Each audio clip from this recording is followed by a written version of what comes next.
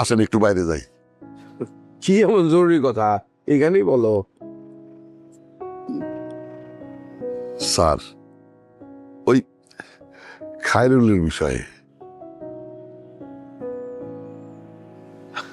খায়রুলের বিষয়ে আবার কি কথা? স্যার,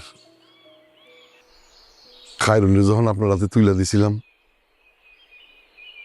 তখন আমি একটা মিথ্যা কথা কইছি। বলছিলাম খায়রুলের বাবা মা কেউ নাই, খায়রুল আমার আপন ফুফাতো বোনের ছেলে। বুলবুল মিয়া, মিথ্যা কথা অন্তত আমার সাথে বলা তো তোমার ঠিক হয় নাই। এতদিন পরে এসা কি কথা বলতেছো তুমি? স্যার, আমার কোনো উপায় ছিল না স্যার, আমি পরিস্থিতির শিকার ছিলাম। খায়রুলের বাপ যখন ওদের ছেড়ে চলে যায় তার কিছুদিন পর আমার বোনটা মরে যায়। তখন এই দুধের শিশু নিয়ে আমি কি করুম, তাই আমি আপনার হাতে তুলে দিছিলাম, ও যেন মানুষের মতো মানুষ হয় সেই জন্যে। হ্যাঁ, তো খায়রুল রে তো মানুষ করছি, তো অসুবিধা কোথায় এখন? ওর বাপ ফিরে আইছে। বলবো এই সমস্ত কথাবার্তা শোনার সময় আমার নাই। আচ্ছা, তো কি হয়েছে? এতদিন কোনো খোঁজ খবর ছিল না, এখন তুমি হঠাৎ করে আইসা বলতেছো যে তার বাবা ফিরে আসলে আমি কি করব? আমার এখানে তো কিছু করার নাই। এই বিষয় নিয়ে আর কোনো কথা হবে না, তুমি যাও। স্যার স্যার, ওর ওর বাপ একটু খায়রুলের লগে দেখা করতে চায়। কোনো কিচ্ছু হবে না, কোনো দেখা সাক্ষাৎ কিছুই হবে না। আমরা এমনিতেই মানসিকভাবে খুব অসুবিধার মধ্যে আছি, তোমার চাচি অসুস্থ, এর মধ্যে আর কোনো ফালতু ঝামেলার মধ্যে আমি জড়াতে চাই না। যার কোনো অস্তিত্ব নাই সেই লোক আমার কাছে অস্তিত্ব নাই। যাও যাও, এখন যাও তো, যাও, আমি ব্যস্ত আছি, পরে এসো, পরে কথা বলবো। স্যার, আপনি যদি তার সাথে একটু কথা বলতেন, এই জন্যে আমি আইসি অনুমতি নেওয়ার জন্যে। আমি তার সাথে কোনো কথাই বলবো না, তোমারে বললাম তো, তুমি যাও তো, যাও। স্যার, এই জন্যই তো আমি গোপনে আপনার এই বিষয়টা জানাইতেছি। ও যদি হুট করে চলে আসে তাহলে সবাই তো যাই না ফেলাইব, তাহলে বিষয়টা কেমন হইব তখন?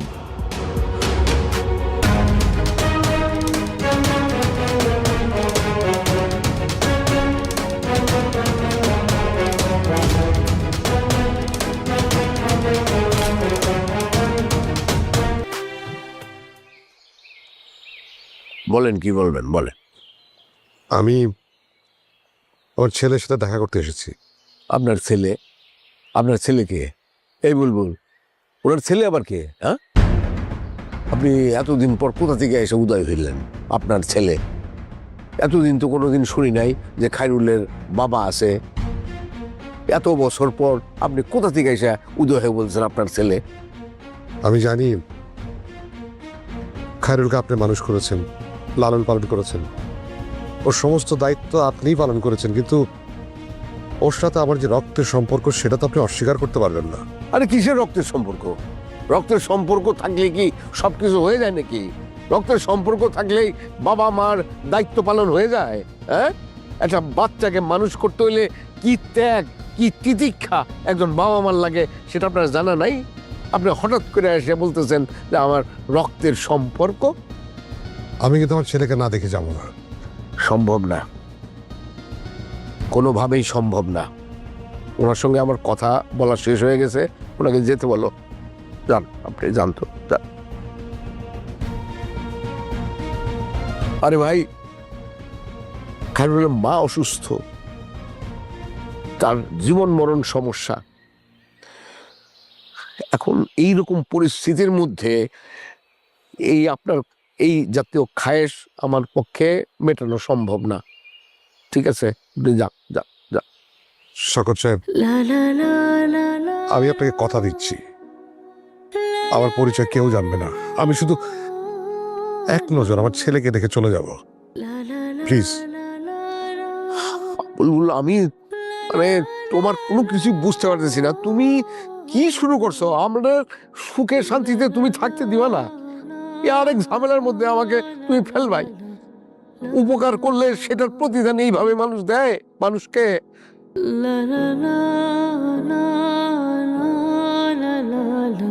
স্যার, একবারের জন্য দেন।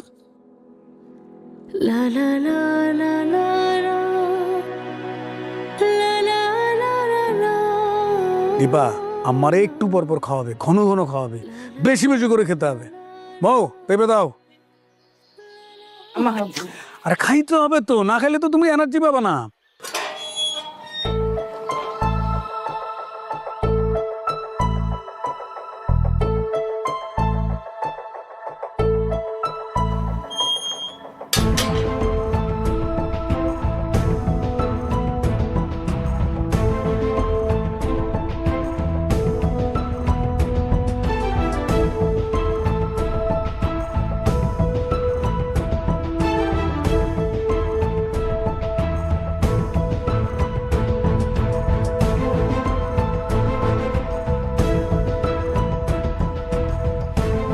আরে আসসালামু আলাইকুম। আব্বা উনি এখানে? তুমি ওনার চেনো নাকি? আল্লাহর কাছে দোয়া করি যেন আমাদের সুস্থ সবল একটা সন্তান হয়, আমি তাতেই খুশি। তোমাকে হারিয়ে ফেলেছি,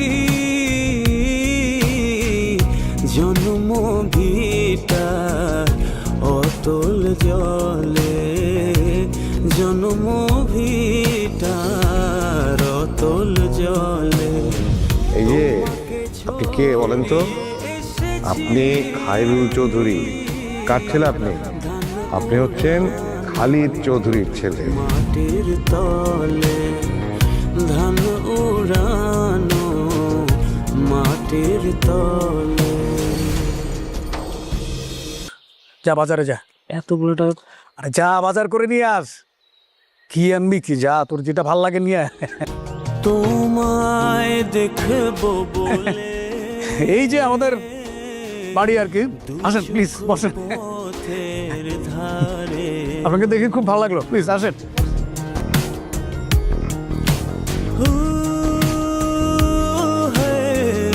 তোমায় বেঁধেছি আমি,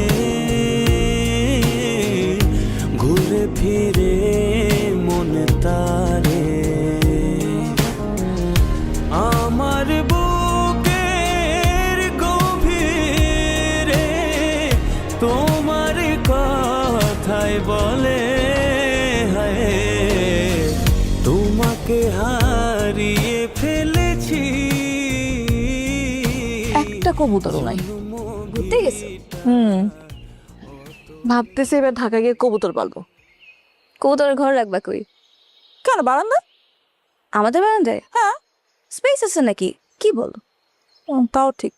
তুমি তো একটা কাজ করতে পারো। কি? যখন নতুন ফ্ল্যাটে উঠবা না, তখন আগে থেকে ব্যালকনিতে সুন্দর করে একটা স্পেস রেখে দিবা কবুতরের ঘরের জন্য। তারপর আমরা সবাই মিলে কবুতর পালবো। আরে বুদ্ধি আছে তো মাথায়। হ্যাঁ, আরে তোমরা দাঁড়ায় দাঁড়ায় এখানে গল্প করতেছো, বাড়িতে তো গেস্ট আসছে। তো আমি কি করব? তুমি জানো উনি কে? আমি কিভাবে জানবো? আর উনি অনেক বড় বিজনেসম্যান, দেশে বিদেশে তার অসংখ্য বিজনেস আছে। তো? আমি একজন বিজনেসম্যান, সে একজন বিজনেসম্যান, তার অনেক ব্যবসা আছে। তার সাথে যদি আমার একটা সম্পর্ক হয়, তুমি বুঝতে পারতেছো যে আমার বিজনেসটা কই যাবে। আর যে খায়রুল যে নতুন চাকরিটা পাইল না, ক্যারল সফট, আমেরিকান কোম্পানি, এটা তো দেশে তারা আনছে, এটা তো তাদের অধীনে। এখন তুমি বুঝতে পারতেছো, এদেরকে যদি আমি আদর আপ্যায়ন করতে পারি, আমি অন্য জায়গায় চলে যাব। আদর আপ্যায়ন করতে হবে না?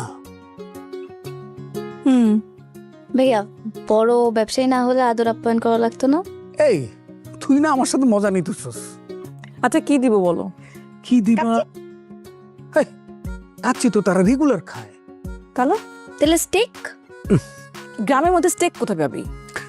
নিপা শোন, স্টেক কাচ্চি এটা তো রেগুলার ফুড, তাদের ডাল ভাতের মতো।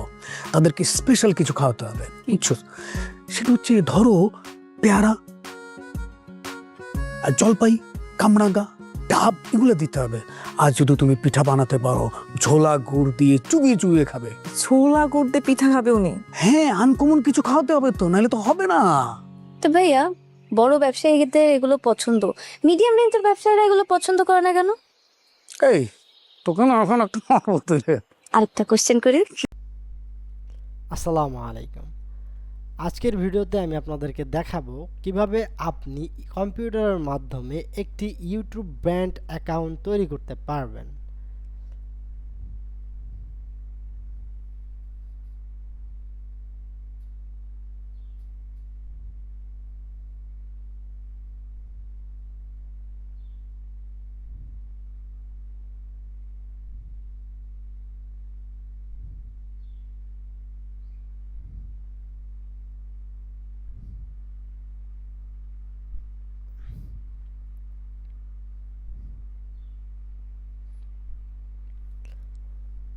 আসসালামু আলাইকুম। আজকের ভিডিওতে আমি আপনাদেরকে দেখাবো আপনি কিভাবে কম্পিউটারের মাধ্যমে একটি ইউটিউব ব্র্যান্ড অ্যাকাউন্ট তৈরি করতে পারবেন, ব্যানার তৈরি করতে পারবেন, ডেসক্রিপশন তৈরি করতে পারবেন এবং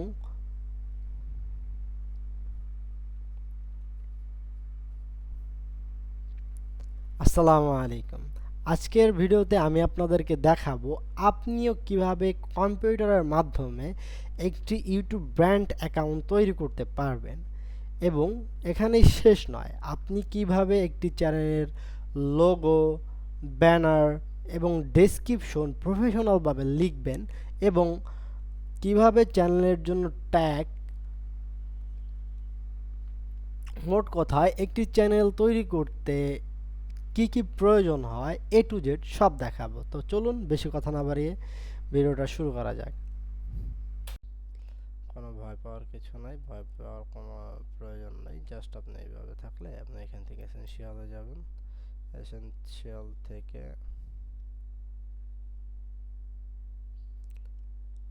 সরি ইফেক্ট এখান না, আপনারা এইখান থেকে উইন্ডোজ থেকে ওয়ার্কস্পেস থেকে এই যে রিস্টার্ট টু সেভ লেআউট, মানে আমাদের যেটা আগে সেভ করা ছিল সেটাই চলে আসবে।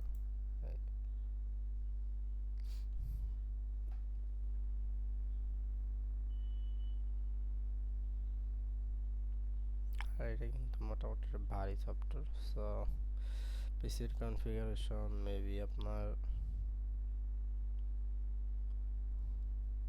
দেখতেছেন কি অবস্থা হয়ে গেছে। এরকমের যদি হয় সেক্ষেত্রে আপনার ভয় পাওয়ার কোনো কারণ নেই। এখন আমরা এটা সেটিংটা ঠিক করতে পারি, সেটা হলো আমরা এখন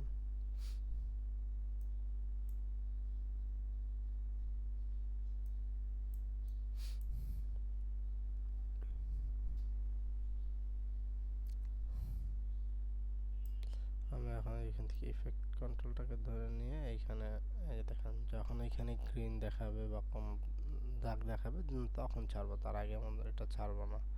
ঠিক আছে, এই যে ইফেক্ট দেন ইফেক্ট কন্ট্রোল কাছাকাছি রাখলাম।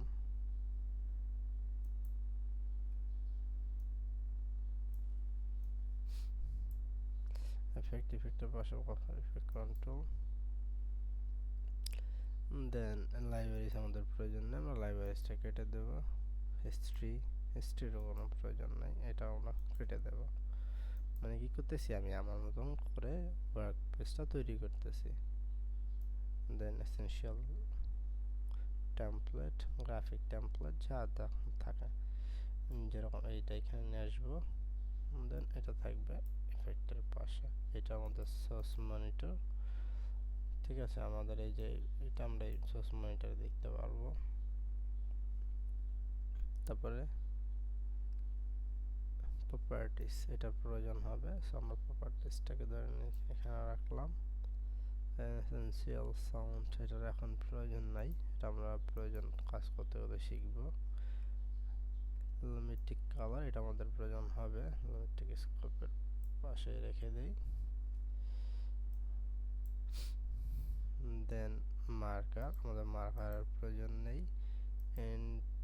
ইনফোরও কোনো প্রয়োজন নেই। সো আমরা এটাকে দেখছেন, আমরা যখনই কার্সারটা ঘুরাই দেখেন এক একটার মধ্যে কি নীল কাটটা দেখায় আর কি, বর্ডার দেখা যায়। সো এটা আমাদের হলো প্রজেক্টের নাম ছিল দেখছেন আমাদের ইন্টারফেস নাম দিয়েছিলাম আমরা, সেটাই আছে। সো এই প্রজেক্টটাকে আমরা এই উপরে দিয়ে দিই। মোট কথা হলো আমাদের ভিডিও এডিটিংয়ের জন্য আমাদের যে টাইম লাইনটা, এই টাইম লাইনটা আমাদের বড় দরকার। সো যত বড় টাইম লাইন হবে তত ভালোভাবে আমরা এডিটিংটা করতে পারবো। সো এটা মিডিয়া ব্রাউজার, এটার আমাদের কোনো প্রয়োজন নেই। সো আমরা মিডিয়া ব্রাউজারটাকেও কেটে দিচ্ছি। দেন এই যে এখন দেখেন মানে এটা আমার মতন আমি তৈরি করে নিয়েছি। এটা নেওয়ার কারণ হলো আপনি কি এখানে সুন্দরভাবে মনের মতো করে এডিটিং করতে পারবেন, যেটা আপনি অন্য কিছুতে আর কি সম্ভব না।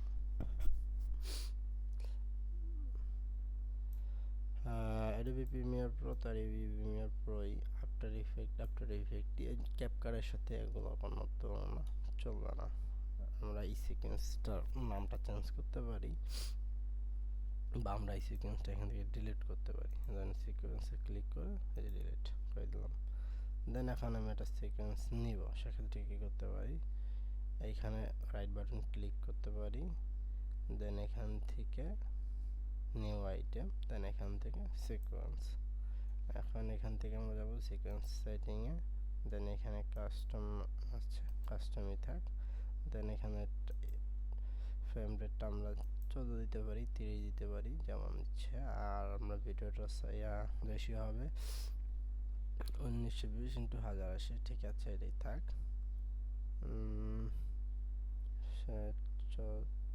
48,000 আর যা আছে যেরকমই থাক। আমরা এখানে এটার নামটা সিকোয়েন্স, হ্যাঁ এই যে সিকোয়েন্স নেম, আমরা এই নেমটা চেঞ্জ করবো। এখানে দেব ইউটিউব দিয়ে দিই, ইউটিউব রেশিও, ঠিক রেশিও।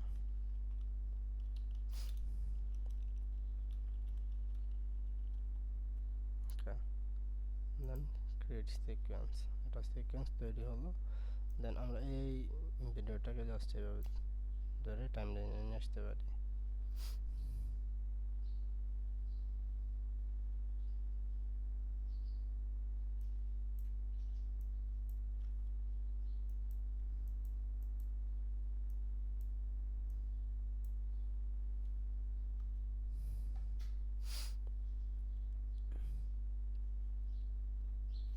এটা মাত্র 5 সেকেন্ডের একটা ভিডিও। দেখেন এখানে এটা কোনো সাউন্ড আছে, কোনো সাউন্ড নেই, মানে অডিও নেই, লেয়ার 2টা আছে। তারপর আমরা চাইলে এটাকে কি করতে পারি, আনলিঙ্ক করতে পারি।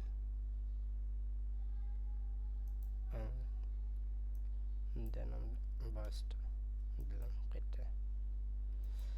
এটার মধ্যে আমরা চাইলে এখানে পরে যাই, এবং এখানে যে কার্সারটা এখানে রাখলাম, সিলেক্ট টুল ভি ব্র্যাকেটে বলতেছে। সো আমি এইখানে আসলাম। এখন আমি যদি ভি টিপ দিই, দেখেন এখানে অটোমেটিক চলে যাচ্ছে। ভি টিপ দিলেই এইখানে চলে যাবে। তো আমাদের এইগুলোর শর্টকাটগুলো জানা খুবই প্রয়োজন, তাহলে আর কি আমাদের রিডিং স্পিডটা বেড়ে যাবে। সো এরপর আমরা এখান থেকে যেমন প্রথমে হলো গিয়া সিলেকশন টুল, এটা শর্টকাট মানে হলো বি। 3টা জিনিস অন্তত মাথায় রাখতে হবে। সি মানে কাট, এটা দিয়ে আমরা আমাদের যে ফুটেজটাকে কাটতে পারবো। সো এটা বড় কীভাবে করবো, জাস্ট প্লাস বাটনটা যদি আমরা ক্লিক করি, আগে ভি, ঠিক আছে। দেন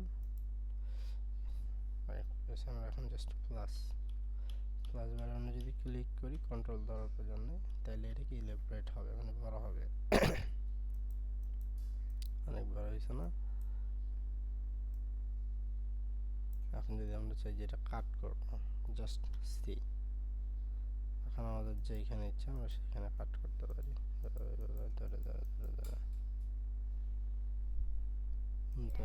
কাট করতে পারি।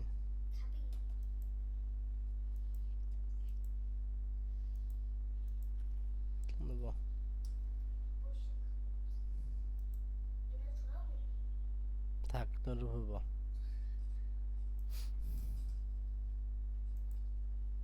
মানে আমাদের যত ইচ্ছা তত কার্ড আমরা কি করতে পারি, মানে একবার এক একটা ফ্রেম, এক একটা কার্ডে এক একটা ফ্রেম।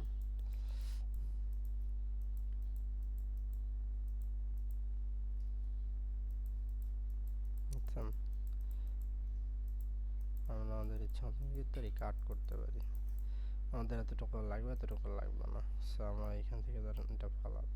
এখন আগে আমাদের সিলেকশন টুল সিলেক্ট করতে হবে, দেন এই selection tool, then back space. যখন যে মাঝখানে ফাঁকা হয়েছে এটা আপনারা কীভাবে পূরণ করবেন, এটা তিনভাবে করা যায়। ঠিক আছে, একটা পরে আমি সম্পূর্ণ এইগুলো যা আছে এগুলো সব মার্ক করতে পারি, মার্ক করে নিয়ে আসতে পারি এভাবে, এটাও করা যায়। দ্বিতীয়ত আমরা এই যে ফাঁকা জায়গাটা যেটা আছে এটা আমাদের টিপ দিতে পারি, দিয়ে ব্যাক স্পেস চলে আসবে, বা এই ফাঁকা জায়গায় টিপ দিয়ে তারপর আমরা ডিলিট টিপ দিতে পারি, ডিলিট বাটন, তাও হয়ে যাবে। আরও একভাবে করা যায়, সেটা হলো এখানে আপনার ডানে টিপ দিয়ে রিপিট ডিলিট হয়ে গেল। ঠিক আছে, এটা হলো আমরা ভি বুঝলাম। এখন এইটা কি, ট্র্যাক সিলেকশন ফরওয়ার্ড টুল, এটা জাস্ট এই টিপ দিলেই চলে আসবে। এটার কাজ কি দেখেন, আমি চাই যে আমার এটার এতটুকু আলাদা করতে, মানে সম্পূর্ণ একসাথে সিলেকশন করতে। দেখা যায় যে অনেক ফুটেজ একসাথে, অনেক সময় একসাথে আর কি করতে হয়, সিলেক্ট করতে হয়। সেটা আমরা কীভাবে করতে পারি, এই টুলের মাধ্যমে।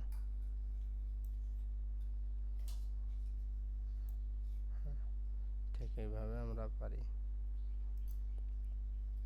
সিলেক্ট করতে।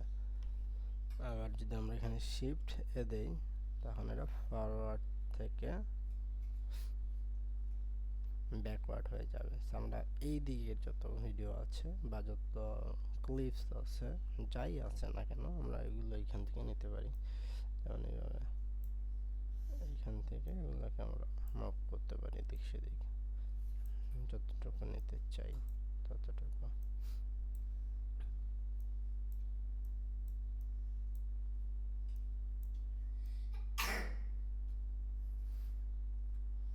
যাই হোক, এটা বুঝলাম আমরা।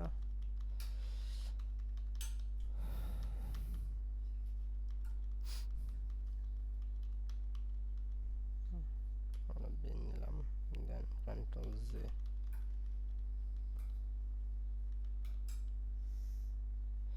আমরা এগুলোকে নেটস করে নিলে এটা আবার ঠিক হয়ে যাবে। নেক্সট নেক্সট নেক্সট সিকোয়েন্ট, সম্পূর্ণ কি ঠিক হয়ে গেছে, নেক্সট হয়ে গেছে।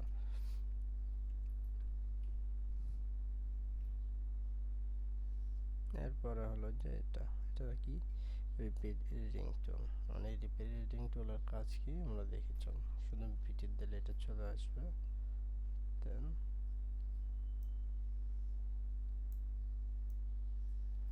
আমাকে ডিফারেন্স বোঝা যাচ্ছে,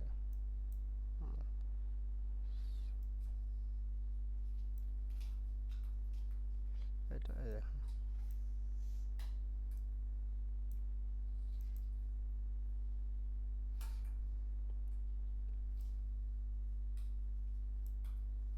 এটা দিয়ে আমি ভিডিও চাইলে এখান থেকে এভাবে সোজা কেটে ফেলতে পারবো, কমানোর প্রয়োজন।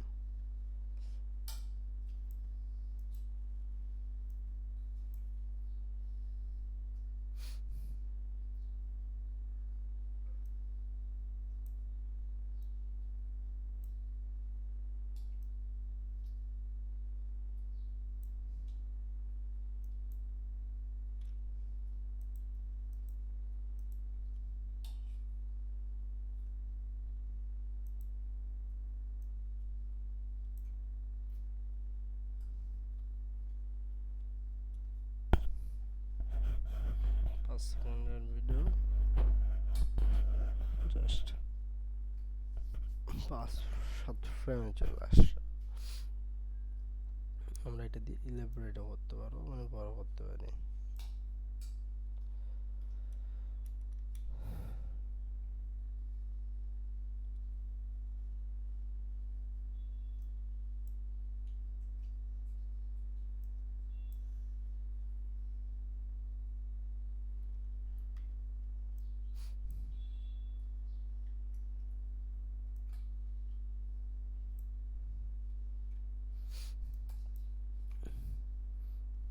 এটা হলো গিয়া রেজার টুল, জাস্ট সি রেজার টুল আমরা কাট করতে পারবো।